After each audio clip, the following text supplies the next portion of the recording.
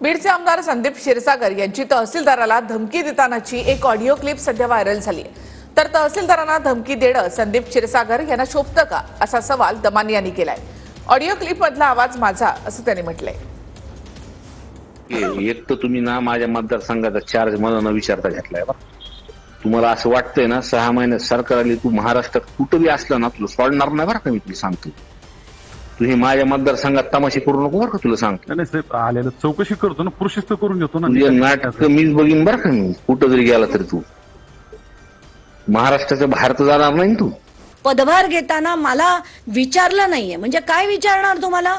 तुम्ही तिथले लोकप्रतिनिधी आहात, तहसीलदार डायरेक्टली अपॉइंट करून येतात आणि त्याच्यात तू मला विचारला नाहीयेस, माझी परवानगी घेतली नाहीयेस आणि तू जिथे कुठे तू याद राख, महाराष्ट्रात कुठेही जा, तुला याद राख मी तुला सोडणार नाही, याद राख तुला अमुक करीन तमुक करीन, हे जे भाषा संदीप क्षीरसागरांनी वापरली आहे ती त्यांना शोभते का?